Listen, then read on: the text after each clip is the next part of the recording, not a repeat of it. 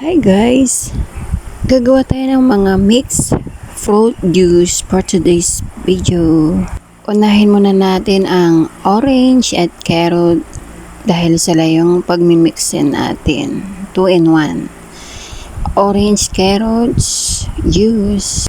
Ang carrots ay manamis-namis na kaya hindi mo na kailangan ng honey at ang orange nila ay napaka fresh at juicy na manamis-namis at naghahalo ang asim kaya masarap silang pag-combine. At next natin mga klase ng berries. Nandiyan ang mulberries, blueberries at strawberries, kung anong berries lang naman yan. At sila naman ay hindi katamisan kaya haluan ko sila ng kunting honey at hindi rin nila gusto ng masyadong matamis.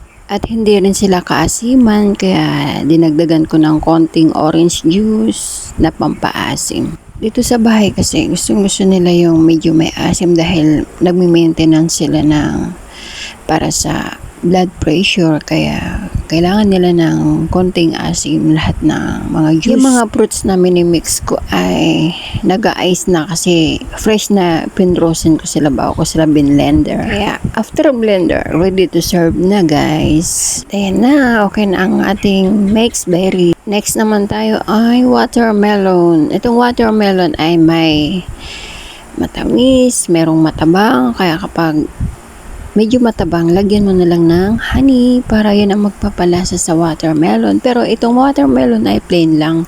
Dito hinahaluan ng maasim. Hindi nila masyadong pinapansin to sa bahay. Mas gusto nila kasing kinakain ng fresh. Itong biniblend ko ay kung sino lang may gusto. Baga, extra juice nila sa ref para pag wala silang mainom, no choice, napipilitan sila.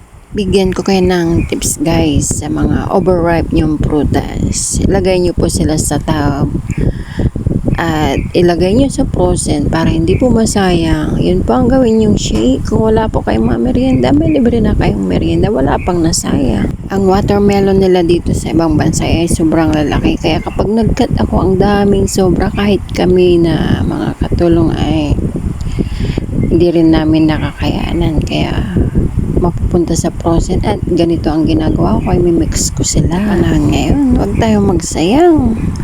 Huwag nating itapon ang ating pinaghihirapan. At next na tayo sa aking paboritong juice, ang citrus. Ito yung juice na mabenta sa restaurant nila dito. Karamihang in-order nila ay ito. Fresh dahon ng menthol at lemon na pinaghalo guys. Ang ginagamit ko talagang pang matamis ay honey pagdating sa mga amo ko dahil ayaw talaga nila ng asukal. Asukal ang nagamit ko dahil naubusan na kami, no choice para tumamis ang ating juice.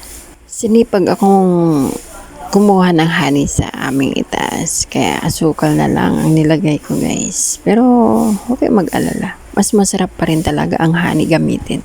Pero kapag naubusan talaga tayo ng honey, talagang asukal ang gagamitin natin. Yun naman talaga ang kailangan pampatamis.